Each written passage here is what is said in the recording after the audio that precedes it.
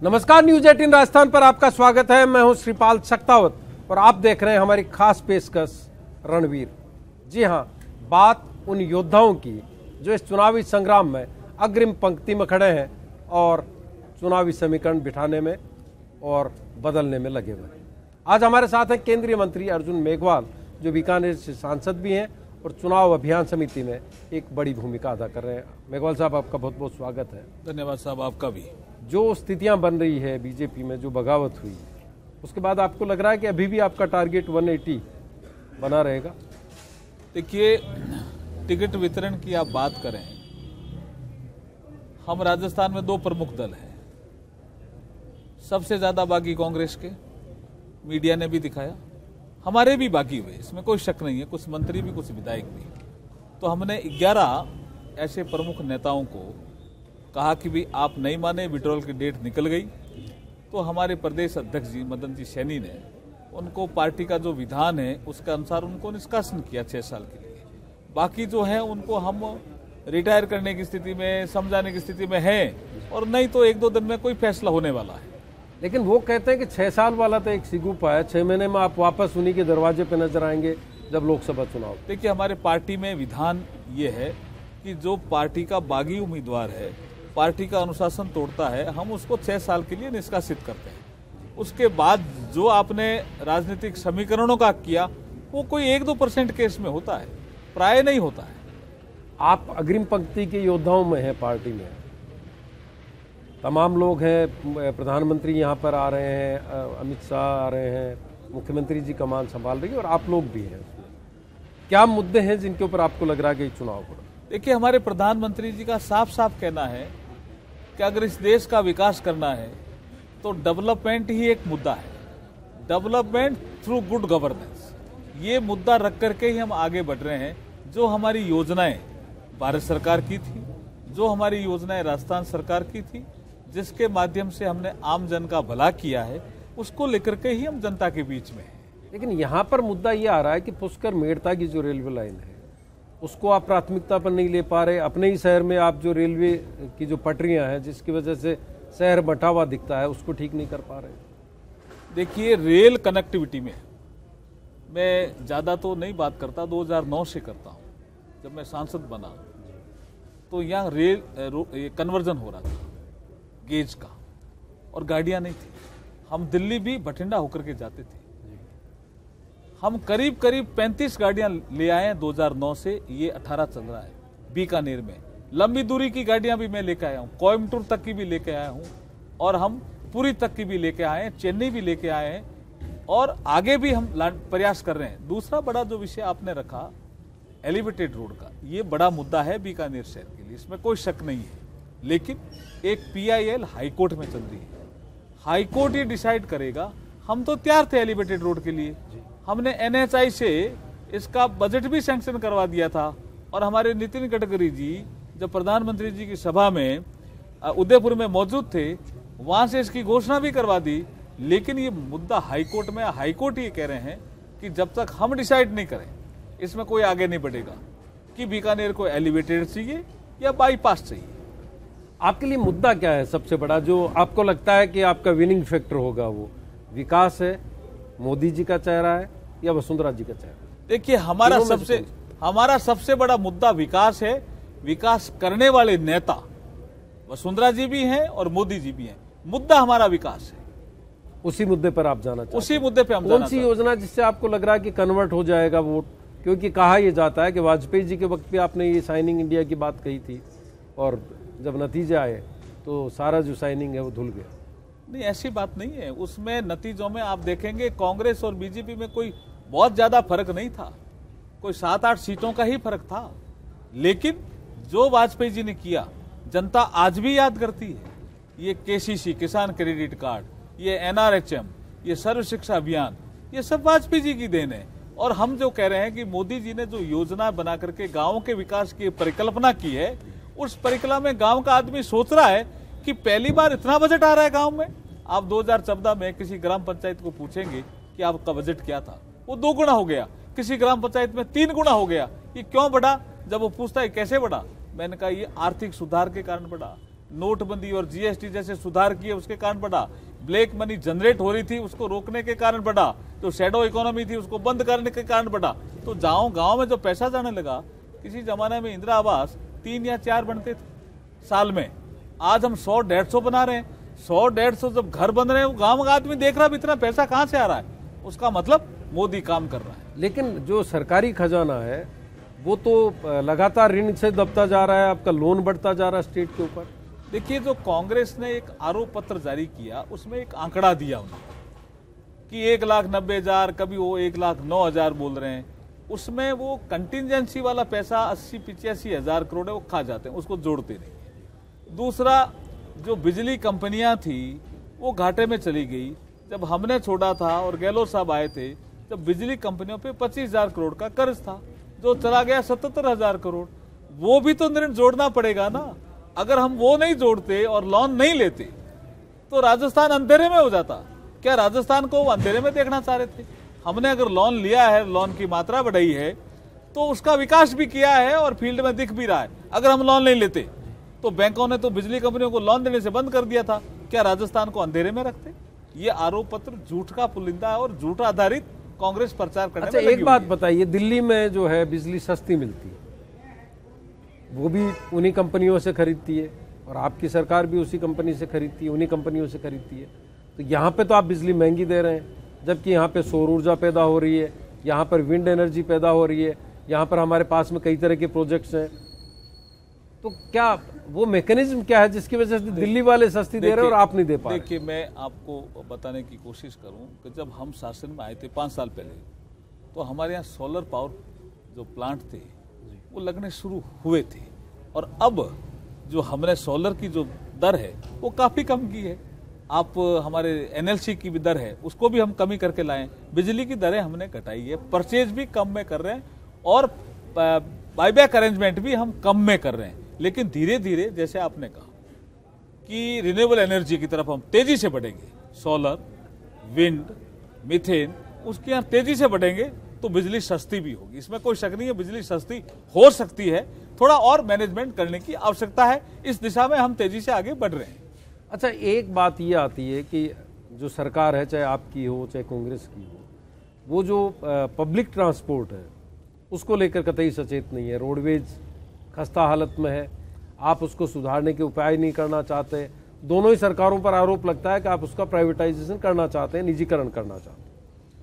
देखिए, जब देश आज़ाद हुआ तो पब्लिक ट्रांसपोर्ट का विषय चला, हर राज्य ने अपनी रोडवेज बनाई, जिसको पब्लिक ट्रांसपोर्ट, हमारे यहाँ राजस्थान रोडवेज है, ऐसे पंजाब, हरियाणा सब में, लेकिन ये सब घाटे में गए। घाटे में जाने के बाद प्राइवेट लोग आए, तो प्राइवेट लोगों को रोडवेज चलने नहीं देते थे, मामला सुप्रीम कोर्ट में गया, बोला ये कोई मोनोपोली बिजनेस थोड़ी है, प्राइवेट भी चलेगा। तो प्राइवेट भी चलने लगा, कंपटीशन हुआ। उस कंपटीशन में कोई राजस्थान रोडवेज घाटे में है और 45 करोड़ रुपए हम हर महीने दे रहे हैं, ऐसा नहीं है। बहुत से रोडवेज घाटे में है, बहुत से राज्यों ने रोडवेज को बंद भी किया है, राजस्थान सरकार ने बंद नहीं किया है, लेकिन हम उसको मैनेज करने का प्रयास कर रहे हैं। आपके पास में जैसे आपने जल स्वावलंबन योजना शुरू की, भामाशाह योजना शुरू की, इस तरह की कई योजनाएं हैं जिनके ऊपर आप वोट एनकेस करने की बात कर रहे हैं। बात हम उन योद्धाओं की कर रहे हैं जो चुनावी संग्राम में अपनी अपनी पार्टी की तरफ से हरावल दस्ते में शामिल है। उन्हीं में से एक है अर्जुन मेघवाल, जो केंद्रीय मंत्री भी है और बड़े दलित नेता भी है। दलित राजनीति की बात कर लेते हैं हम। आप उस समुदाय से ताल्लुक रखते हैं, खासतौर पर मेघवाल समुदाय से, जो बीजेपी का बड़ा वोट बैंक माना जाता है, लेकिन कहा जा रहा है कि उसमें बड़ी नाराजगी है बीजेपी के प्रति। देखिए, ये खबरें तो आती है, लेकिन कमोबेश जो दलित समाज का आदमी है वो अपना आइकॉन मानता है डॉक्टर BR अम्बेडकर, बाबा साहब, और वो ये सोचता भी है कि जो बाबा साहब के लिए ज्यादा काम करेगा वो सरकार हमारे नजदीक है, और वो मोदी जी को देखता है। ये पंच तीर्थ जो बाबा साहब के नाम से मोदी जी ने बनाए, और उसके बाद बाबा साहब के नाम पे कई योजनाएं की। आज भी मन की बात में बाबा साहब का जिक्र मोदी जी ने किया। तो जो हमारा दलित समाज है वो बाबा साहब के विचारों के करीब है। कांग्रेस ने बाबा साहब का मान और सम्मान नहीं किया।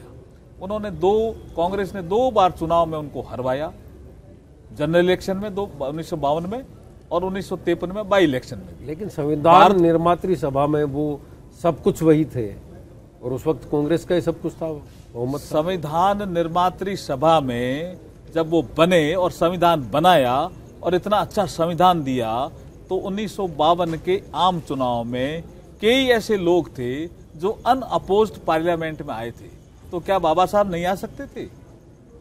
कांग्रेस ने उनके सामने कैंडिडेट खड़ा किया और उनको हरवाया। ये दलित समाज जानता है, इसलिए जो बाबा साहब का सम्मान करेगा वो ही दलित समाज के नजदीक है। और जो हमारे प्रधानमंत्री मोदी जी हैं, वो सबसे ज्यादा उन नेताओं का सम्मान करते हैं जो सम्मान के हकदार थे और कांग्रेस ने उनको सम्मान नहीं दिया। उसमें डॉक्टर बी.आर. अम्बेडकर भी है, उसमें सरदार पटेल भी है। लगता है कि इतिहास जो है उसको आप भुना पाएंगे? बिल्कुल, जो पढ़ा लिखा तबका है समाज का, वो इस चीज को स्वीकार करता है और मानता भी है। लेकिन वर्तमान में जीना चाहते हैं लोग। आपके वक्त में डांगावास कांड हुआ, आपके वक्त में आपकी एक एमएलए पीटी गई, चंद्रकांता मेघवाल, जो सरेआम इस तरह की उसने शिकायत की आपकी पार्टी हाईकमान तक, और दोनों ही मेघवाल समुदाय से थे। देखिए, डांगावास प्रकरण की मेघवाल समाज की एक बड़ी डिमांड थी सीबीआई जांच। वो सरकार ने पूरी की, जांच चल रही है और जांच से वो संतुष्ट भी है। जहां तक चंद्रकांता मेघवाल का विषय था, ये विषय भी चला, लेकिन चंद्रकांता जी हमारी नेता है और अभी केशवराव पाटन से चुनाव लड़ रही है, इसलिए वो भी हमारे साथ हैं। लेकिन उनके तो ऑडियो वायरल हुए हैं उस वक्त लगातार। उन्होंने कहा कि थाने में उनको पीटा गया, उनके हस्बैंड को पीटा गया, बदसलूकी की गई, और वही पता चला कि वही जो एसपी है वो आपके यहाँ पे बीकानेर में पहुंच के जिनके वक्त में ये घटना हुई, वही एसपी जो बाद में एसपी बनाए गए, वो उस वक्त प्रोबेशन में थे, उनको बीच चुनाव में दोसा भेज दिया गया, एक रिवार्ड दिया गया, और आपके एमएलए चीखती चिल्लाते रहे। देखिए, ये विषय चला था, इसमें कोई शक नहीं है, लेकिन इसकी पार्टी ने कमेटी बनाई और कमेटी बना करके दोनों पक्षों को बैठाया। लेकिन मैं अब फिर कह रहा हूं कि वो विषय के बाद भी चंद्रकांता हमारी नेता और वो चुनाव लड़ रही है, इसलिए वो विषय समाप्त हो जाता है। एक आरोप आप पर भी लगता है कि डांगावास कांड के वक्त में आप दिल्ली से चले, डांगावास जाने वाले थे, और बीच रास्ते में आप वापस लौट गए कि एक बड़ा जो वोट बैंक है, जाट वोट बैंक, वो ये विषय वजह से घटना ये विषय नहीं था। कोई ऐसी इमरजेंसी कोई मीटिंग आ गई थी, इस कारण से मैं वापस गया जरूर था वापस, लेकिन जैसे मैंने पूछा आपकी मूल डिमांड क्या है, तो उन्होंने कहा मूल डिमांड सीबीआई जांच है, जिसको पूरा कराने के लिए मैं मंत्री जी से भी मिला, जितेंद्र सिंह जी से भी मिला, और वो जांच हुई और जांच चल रही है। मतलब आप दावे से कह सकते हैं कि दलित समुदाय में जो अनुसूचित जाति ऐसी कोई नाराजगी नहीं है। वोट कन्वर्ट होगा आपकी तरफ? बिल्कुल बिल्कुल होगा। कौन सी योजना है जिसके सहारे से आप उनको, आपने इतिहास की बातें तो बता दी। देखिए, दलित समाज के जो लोग हैं वो चाहते हैं हमारा नेता भी साफ सुथरा हो, साफ साफ बात करे, उसकी तरफ देखते हैं। ऐसी बात नहीं है, नेतृत्व तो चाहते हैं। इसलिए मैं जब जाता हूं समाज में, जब बताता हूं हकीकत में मोदी जी क्या चाहते हैं, तो वो जुड़ते हैं। आप नौजवान चेहरों को जो दलित राजनीति को आगे बढ़ा सकते हैं, उनकी बजाय आप भरोसा करते हैं 84 साल के कैलाश मेघवाल पर। कैलाश मेघवाल भी हमारे नेता हैं साहब, वरिष्ठ नेता हैं, 84 साल की उम्र में वो भी चुनाव लड़ रहे हैं और अभी स्वस्थ हैं, चुनाव लड़ने की स्थिति में हैं। और आपके शहर में एक 80 साल के उम्मीदवार को भी उतारा गया, गोपाल जोशी जी हमारे वेस्ट के उम्मीदवार हैं। देखिए, गोपाल जोशी जी की एक खासियत है, वो बहुत साफ सुथरी राजनीति करते हैं और ऑनेस्टी उनका एक प्रिंसिपल है। आप देखिए, सिद्धि कुमारी जी की भी एक खासियत है, वो फालतू के लफड़ों, ये झगड़ों में, उसमें किसी में नहीं पड़ती, और वो अपना साफ सुथरी अभी जो विषय आ रहा है वो साफ सुथरी राजनीति का नई जो पीढ़ी है उसमें नहीं। सिद्धि कुमारी जी तो यंग ही है अभी। नहीं, गोपाल जोशी जी, हाँ, गोपाल जोशी के विषय में कुछ हमारे जो युवा उम्मीदवार थे वो थे, लेकिन टिकट तो एक ही दिया जाएगा। उनके बारे में कोई ऐसी एंटी इनकम्बेंसी आई भी नहीं थी। इन मुद्दों पर बात जारी रहेगी मेघवाल साहब। वास्तव में अभी भी आपको लग रहा है फिजिबल कि टारगेट 180 हो सकता है? देखिए, टारगेट तो बड़ा लेके चलना चाहिए, लेकिन हम सरकार में आ रहे हैं। जैसे आपने डैमेज कंट्रोल का विषय किया, हमारे यहाँ संभाग हैं, संभाग वाइज भारतीय जनता पार्टी ने कुछ लोगों को उतारा है। जैसे अविनाश राय जी खन्ना और मैं बीकानेर संभाग को देख रहे हैं, गजेंद्र सिंह जी शेखावत जोधपुर संभाग को देख रहे हैं। ऐसे अलग अलग संभाग हमने लिए हाथ में, और जो भी हमारे बागी थे उनको मनाने में भी हम सफल हुए हैं। लेकिन ये तय है भारतीय जनता पार्टी सरकार बनाने जा रही है। आप पैराशूट उम्मीदवार लाए, 3 घंटे 4 घंटे पहले आपने ज्वाइन कराया और टिकट पकड़ा दी। ममता शर्मा, कल्पना राजे, इस तरह के कई उदाहरण हैं आपकी पार्टी में। उनको कैसे एक्सेप्ट करेंगे? देखिए, अगर आप दोनों दलों के टिकट वितरण का विषय देखेंगे तो हमारा टिकट वितरण बेहतरीन रहा, जनता भी इसको मानती है, और इसके बाद बागी कम हुए, ये भी विषय है। एक चीज और मैं, आपने जब छेड़ ही दिया विषय, तो कहना चाहते हैं कि राजनीति में जैसे बीकानेर का विषय है, आप एज का विषय अलग है, लेकिन गोपाल जोशी की राजनीति में आप अगर देखेंगे तो ये आजकल एक पॉलिटिकल साइंस में बिहेवियर साइंस भी लोग पढ़ाते हैं, और जनता साफ सुथरी राजनीति को पसंद कर रही है। ये हमारा सिद्धि कुमारी जी का सर्वे हमने पढ़ा, तो सर्वे में जनता ने कहा कि ये किसी का नुकसान नहीं करी, इसलिए हमें पसंद है। ये ऐसे सर्वे में रिपोर्टें आई। गोपाल जोशी का विषय आया, भैया ईमानदार है। ये ऐसे कुछ विषय थे जिसके कारण ये टिकट पा गए। टिकट मांगने वाले ज्यादा थे, इसमें कोई शक नहीं है। नए लोग भी थे, जवान लोग भी थे, हमारे पार्टी के पदाधिकारी भी थे, वेस्ट से भी मांग रहे थे, ईस्ट से भी मांग रहे थे, लेकिन सर्वे रिपोर्ट में इन दोनों की बातें कुछ ठीक आई, तो राष्ट्रीय नेतृत्व ने सोचा ठीक है, अच्छा, हमें अच्छे उम्मीदवार हैं, हमें उतारना चाहिए। आपकी एक्सेप्टेबिलिटी को लेकर के सवाल खड़ा हुआ था उस वक्त दोनों की, जब अध्यक्ष के लिए बात आई। नहीं, ऐसा कोई विषय नहीं था, हम कोई दौड़ में भी नहीं थे। जो पार्टी काम देती है उसको करने के लिए हमेशा तैयार रहते हैं। और कई लोग आपको एक दलित चेहरा मानते हैं मुख्यमंत्री के लिए भी। नहीं, हम किसी दौड़ में नहीं है। हम जो पार्टी काम देती है उसको शहर स्वीकार करते हैं और उसको करने के लिए निष्ठा से काम करते हैं। अच्छा, आप नौकरशाह रहे हैं, नौकरशाही में भी आपने काम किया इस इलाके में, जिस इलाके को आप रिप्रेजेंट करते हैं। आप राजनीति में भी आए, आपकी प्राथमिकता क्या थी जो आप पूरी कर पाए? देखिए, मेरी सबसे बड़ी जो प्राथमिकता थी, जब 2009 में मैं चुनाव लड़ने आया तो पब्लिक ने कहा बेईमान मत बनना। मैंने कहा काम, बोला काम बाद में है। जो नेता बनता है जमीन खरीदने लग जाता है, भ्रष्टाचार में डूब जाता है। बोला मुझे क्या करना? बोला आप साफ सुथरे बने रहना, ईमानदार बने रहना, बीकानेर की आवाज लोकसभा में उठाते रहना। हमारे जो काम है वो जिस गति से होंगे वो अलग बात है, लेकिन आपका चेहरा लोकसभा में दिखना चाहिए। वो उसमें मैं सफल हूं, और जनता भी ये मानती है कि इस काम में हमारे एमपी ठीक है। अब एक आखिरी सवाल, आप दिल पर हाथ रख के कह सकते हैं कि आप सत्ता में वापस आ रहे हैं? बिल्कुल बिल्कुल, हम सत्ता में वापस आ रहे हैं, क्योंकि हमारे जो राष्ट्रीय अध्यक्ष अमित शाह जी हैं, अभी रोड शो में यहाँ बीकानेर आए। रोड शो के बाद उन्होंने हमारे एयरपोर्ट पे बैठक ली। वो पूरा साइंटिफिक मैनर से चुनाव लड़ रहे हैं, हर इनपुट जो चुनाव में चाहिए वो दे रहे हैं। इसलिए मैं विश्वास से, पक्के विश्वास से कह रहा हूं कि हम सत्ता में आएंगे। बहुत बहुत शुक्रिया आपका। तो ये थे रणवीर अर्जुन मेघवाल, जो बीजेपी की तरफ से डैमेज कंट्रोल की भी कोशिश कर रहे हैं, प्रचार अभियान में भी लगे हुए हैं, और साथ ही एक दावे के साथ ये भी कह रहे हैं कि वो सत्ता में वापस लौटेंगे। फिर किसी शख्सियत के साथ मुलाकात होगी जो इस चुनावी युद्ध में रणवीर बना हुआ है। देखते रहिए न्यूज़ 18 राजस्थान।